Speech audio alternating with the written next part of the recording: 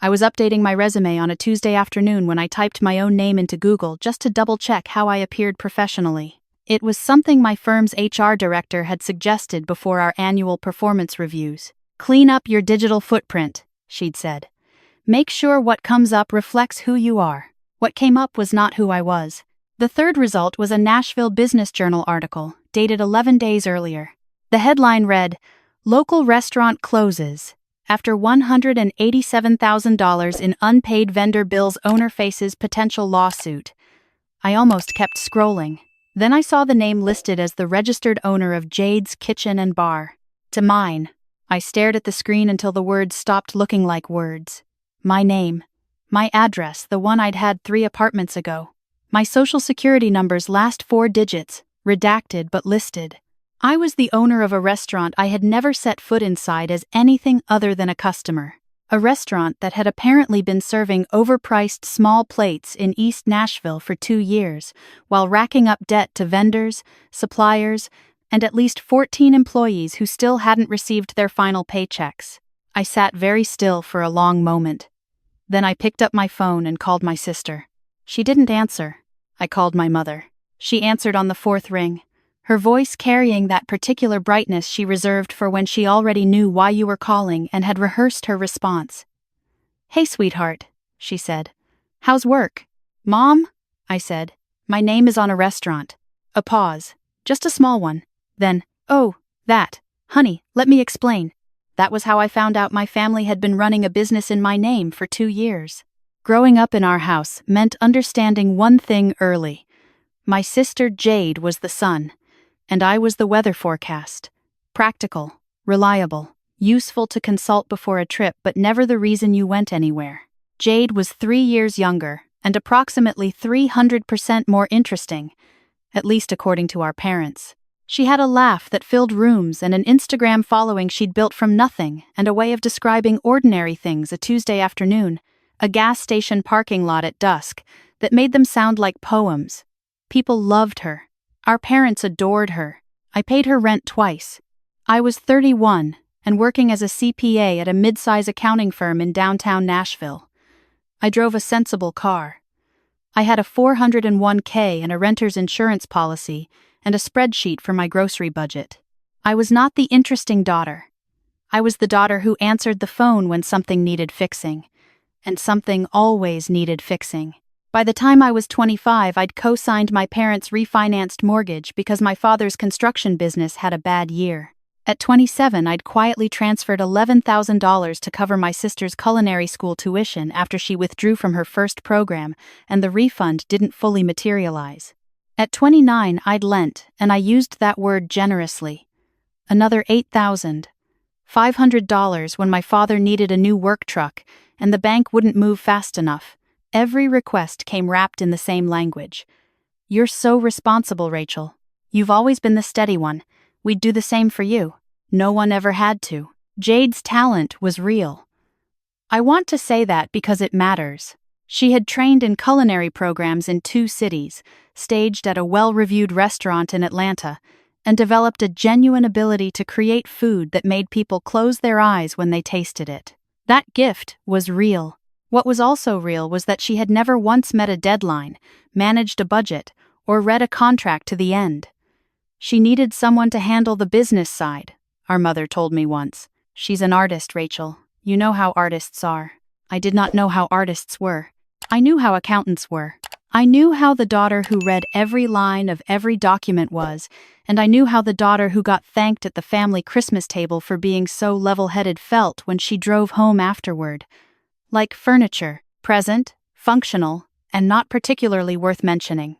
The Christmas exclusion had started 3 years before the restaurant. It was subtle at first. The family started gathering on December 23rd instead of the 24th because Jade's work schedule changed, and somehow the 23rd became the real celebration, the one with the good food, and the presents, and the photos. I was always invited, but the invitations started arriving later each year, a week out, then 5 days. Then a text 3 days before that said, "Hey, we're doing Christmas early again. You coming?" I rearranged my life each time. I drove 2 hours from Nashville to my parents' house in Clarksville, in whatever weather December provided. Brought food I'd spent a weekend preparing, and sat across the table from a family that seemed mildly surprised I'd made the effort.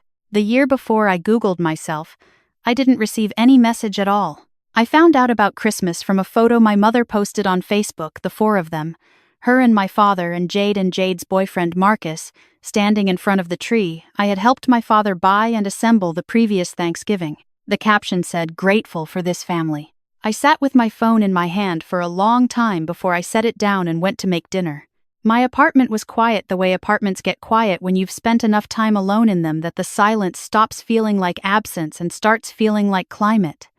I told myself it was an oversight. I told myself my mother had mentioned it and I'd forgotten. I told myself a lot of things that year, and none of them held up well under examination. When I called to ask about it, my mother said the gathering had been small and last minute. She said she hadn't wanted to make me drive in holiday traffic. She said Jade had needed some family time to decompress from a difficult season at work. Then she said, in a tone I recognized from every significant moment of my childhood, "You understand, right? You've always been so understanding." I said yes. I hung up. I opened a bottle of wine I'd been saving for something worth celebrating, and drank a glass of it alone on my couch, watching the city lights through the window. Understanding, apparently, was the family word for invisible. Back to the Google search result and my name attached to a failing restaurant. Once I stopped staring at the article, I called a friend from law school who'd gone into business litigation. Her name was Priya, and she had a habit of getting very quiet when something was serious, the kind of quiet that meant she was organizing information rather than avoiding it. I told her what I'd found. She asked me 3 questions. Did I ever sign anything related to a food service business? Had I ever given anyone permission to use my social security number for a business registration? Did I have access to my credit reports? The answer to the first 2 was no. The answer to the third was not in the last 18 months, apparently. We got off the phone and I pulled my credit reports. There it was, a $90,000 SBA loan opened 26 months ago, a business credit line for $40,000, and 3 vendor accounts totaling another $57,000, all in my name, all showing delinquency notices in the last 4 months. I sat on my kitchen floor. Not dramatically, I just slid down the cabinet until I was sitting on the tile because my legs stopped cooperating with the concept of standing. The numbers arranged themselves in my head with the particular clarity of someone who works with numbers for a living. Nearly $200,000 in debt, under my name. And my credit score, which I had spent a decade building with the same meticulous care I gave everything else, had been quietly demolished. My sister had opened a restaurant in my name. My parents had known. I didn't call them that night. I called Priya back and we talked for 2 hours. She connected me with a colleague named David Chen, who specialized in exactly this kind of case, what he called family financial fraud, which he said was more common than most people realized and more legally actionable than most families anticipated. I met with him 3 days later at a coffee shop downtown, and I brought a folder I'd spent those 3 days assembling. Credit reports. The news article. Screenshots of every bank transfer I'd made to my parents and my sister over 8 years. The total at the bottom of that last spreadsheet was $31,400 in documented transfers, not counting the things I'd paid directly the utilities one summer when my father's work slowed. The car insurance I'd quietly taken over when my sister kept forgetting to renew hers. David looked at the folder and then looked at me with an expression I would come to recognize as professional compassion, the look of someone who had seen this specific shape of wound before and knew exactly how much it cost. He said, "Someone in your family opened a business using your identity. Depending on what they signed and how, that's identity theft and fraud. We can establish that easily from the timeline alone. You were living in Chicago when this registration was filed in Nashville, using an address you hadn't occupied in 4 years." He paused. "The harder question isn't legal. It's, are you ready for what comes after you file?" I thought about Christmas. I thought about the Facebook photo and my mother's caption and the word understanding used as a substitute for erasure. I told him I was ready. What I was not ready for was how fast my mother called after the formal inquiry letter arrived. She called 11 times in one day. I let them all go to voicemail. The messages started soft, Rachel. Honey, there must be some misunderstanding. Call me when you can, and got progressively less soft as the day went on. By the 7th message, she was crying. By the 9th, she was using the word devastated. By the 11th, at 10:47 at night, her voice had shifted into something harder underneath the tears. That particular tone I recognized from every childhood argument when the sympathy stopped working. "You're going to destroy this family," she said. "Is that what you want? Is that what all of this is for?" My sister texted once. 2 words. "Please stop." I put my phone in my desk drawer and went to bed. My father showed up at my apartment building on a Saturday morning 3 weeks later. I saw him on the entry camera before I buzzed him in, and I almost didn't.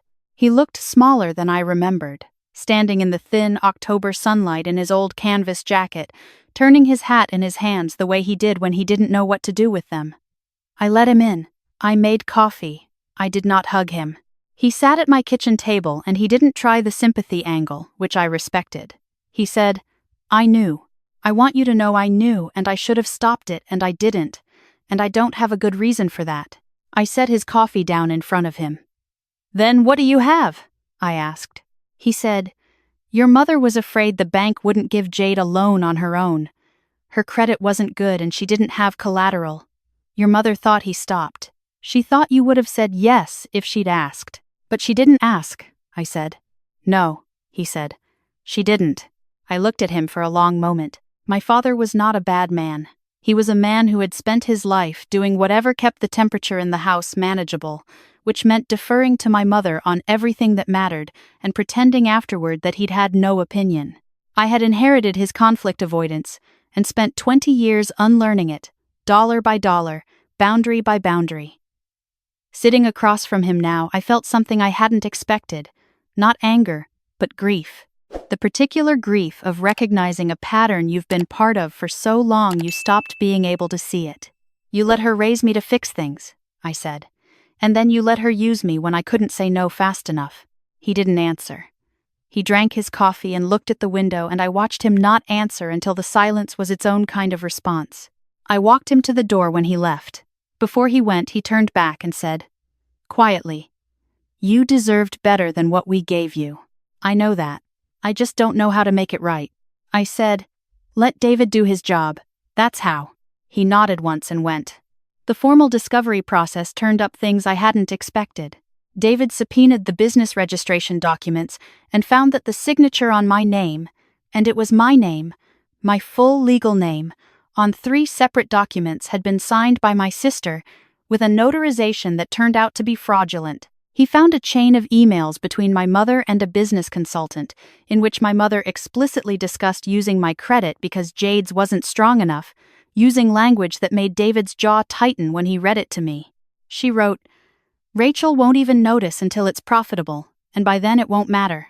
She wrote that. About her daughter. By then it won't matter. There was also a text thread between my sister and Marcus, her boyfriend, from 14 months in. Jade wrote, "I feel bad about Rachel's name being on everything."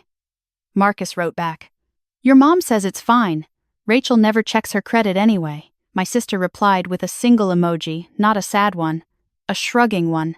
I sat in David's office reading these things on a tablet screen, and I felt the strange calm that comes when a story you've told yourself for years that they loved you, that they just didn't know how to show it, that if they truly understood what they were doing, they would have stopped, finally runs out of ways to sustain itself. They knew. They counted on me not to check. The deposition was held on a cold November morning in a conference room downtown. My mother arrived in the kind of outfit she wore to church, a navy blazer, pearl earrings, her hair done. She looked like someone who had prepared to perform reasonableness. My sister wore all black and didn't look at me when she came in. My mother cried during her deposition. She cried at appropriate intervals when asked about her intentions and her understanding of the documents. And the tears were real, but so was the strategy behind them. David had warned me about this. He'd said, "She may be genuinely remorseful and still be using that remorse as a shield. Both can be true at once. Don't let either one move you off the facts." The facts were my name, my credit, my identity used without my knowledge or consent to to open a business that failed and left $187,000 in unpaid obligations that creditors were attempting to collect from me. My sister's deposition was shorter. She said she had believed her mother when her mother said it was handled. She said she hadn't read the registration documents carefully. She said she'd assumed there was some arrangement she wasn't aware of. David asked her, "Did you ever speak directly to your sister about using her name on this business?" She said no. He asked, "Did it ever occur to you to ask her?" A pause. She said, "I thought Mom had." I was not in the room for either deposition. I waited in the hallway with a cup of cold coffee and listened to the ventilation system and thought about all the times I had driven 2 hours to Clarksville for a holiday that made me feel like a guest in my own family, and all the times I had transferred money to people who were, apparently, also transferring my identity to a restaurant in East Nashville. The settlement came 6 weeks before the case was scheduled for trial. My mother did not want to go to court. David had anticipated this.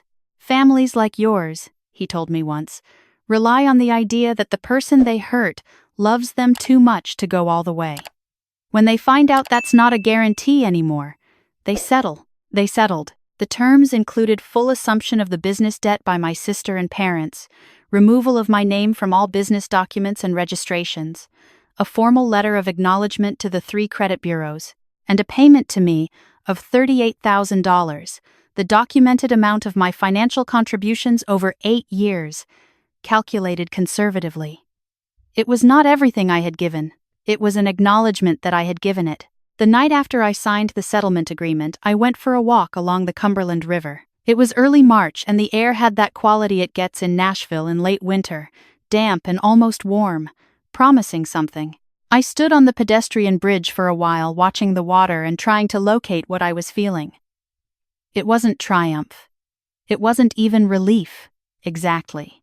It was more like the feeling after a long illness when you realize at some ordinary moment putting on your shoes, making toast, that you feel like yourself again and you hadn't realized, until that moment, how long you'd forgotten what yourself felt like. My phone buzzed. A text from my sister. I opened it. "I know I don't have the right to ask anything from you," it said. "But I want you to know I'm sorry. Not for the legal stuff. For all of it. For not asking you. For letting you be the one who always gave and never got anything back. I've been thinking about that Christmas and I'm ashamed of myself." I read it twice. Then I put my phone in my pocket and kept walking. I didn't text back that night. I thought about what I wanted to say for almost 2 weeks, and what I finally wrote was not forgiveness, and it was not a door slamming shut. It was something in between, the kind of sentence that acknowledges a truth without making it comfortable. I wrote, "I believe you're sorry. I think you've probably been sorry for a while and let it coexist with doing nothing. I hope you figure out how to not do that anymore. I'm not ready for the rest yet." She wrote back, "Okay, I understand." I don't know what she felt when she read mine. I know what I felt when I read hers. Something that had been clenched in my chest for a very long time, not dramatically, not like a wound, more like a permanent background tension I'd mistaken for my baseline personality, loosened slightly, just slightly. Enough to notice. My mother sent a card. An actual greeting card, the kind with flowers on the front, with a handwritten note inside that was 3 paragraphs long and covered the full spectrum of maternal guilt. How much she loved me. How she'd never meant to hurt me, how she hoped one day I'd understand that everything she did was for the family. The 3rd paragraph began with the sentence, "I raised you to be strong and I see now that I mistook strength for permission." I read it once. I set it on my kitchen counter. I didn't throw it away. I also didn't respond. What I did instead was start talking. A colleague at my firm knew a woman who ran a nonprofit in Nashville focused on financial literacy and consumer protection. She asked if I'd be willing to speak at one of their quarterly events, not about my legal case, which was settled and private, but about financial warning signs within family systems. The things to watch for. The things that look like love and function like exploitation. I said yes, mostly because I was tired of the story living only inside me. The event was a Tuesday evening in a church fellowship hall with fluorescent lights and folding chairs, and about 40 people who looked like they'd come in from regular lives and regular problems. I talked for 20 minutes without notes. I talked about co-signing and the language of obligation, about how the word family can become a pressure system that makes reasonable caution feel like betrayal, about how the most dangerous financial arrangements aren't the ones that feel threatening, they're the ones that feel like love. Afterward, a woman about my mother's age came up to me and said, "I've been doing your job for 30 years. I didn't know anyone else knew what it felt like." I think about that sentence a lot. There is a version of this story that ends with a courtroom and a check and a sense of clean resolution, like a window finally opened in a room that had been closed too long. That version is true. But the part that took longer, the part that required more from me than any deposition or document review, was relearning who I was without the role they'd given me. I had spent so long being the responsible one that I had confused responsibility with selflessness, and selflessness with identity. It took losing my credit score, my Christmas invitation, and approximately 2 years of my life untangling what my family had built on my name to understand that none of those things had ever been me. They were functions. I had been performing them so long and so well that no one, including me, had bothered to ask what was underneath. What was underneath was a person who liked her job, genuinely. Who had 3 close friends she didn't call enough. Who had a small collection of houseplants she talked to in the mornings while she made coffee, which she would not admit to in any professional context. Who was, at 31, learning for the first time how to disappoint people without apologizing afterward. Spring came. I refinished the hardwood floors in my apartment over a long weekend and felt a satisfaction in it that surprised me, the physical labor of making something clean again. My credit score started climbing. I sent a brief and professional letter to the Business Journal reporter who had written the original article and asked for a correction, noting that I had not been the operating owner of the restaurant. She published one. It was 6 lines. It was enough. My father called on my birthday in May. He sang the first 2 lines of Happy Birthday in the slightly flat way he always had, and then he said he was proud of me, not for winning the case, or for handling it with what he called grace, but for, and he paused here for a long moment, choosing words for figuring out what you were worth when we weren't helping you see it. I stood in my kitchen holding the phone and looked out at the Nashville skyline and felt the particular complicated warmth of loving someone imperfect who is trying, late, to be better. I said, "Thank you, Dad." He said, "We should have had you at Christmas." I said, "Yes, you should have." We stayed on the phone a few minutes longer, talking about nothing, his work, the weather, a movie he'd seen, and when I hung up I stood there a moment in the quiet of my apartment, the afternoon light coming in at that low golden angle that means the day is almost done. The plants needed water. I had a report due Thursday. There was nothing urgent or dramatic about the moment. It was just an ordinary Tuesday in May, and I was 31 years old and I was fine. Not fine in the way I had been fine for years, which was a word I used to mean I am managing this without burdening you. Fine in the way of a window open on a mild day, of a room that belongs to the person living in it. I filled the watering can and made my rounds, talking to them as I went. The next time someone asked me to do something because that's just what family does, I was going to ask them which family, the one that built a business on my name, or the one I was still figuring out how to build for myself. That one was still under construction, but for the first time in as long as I could remember, I was the only one with the blueprint, and I had learned, the hard way, how to read every single line.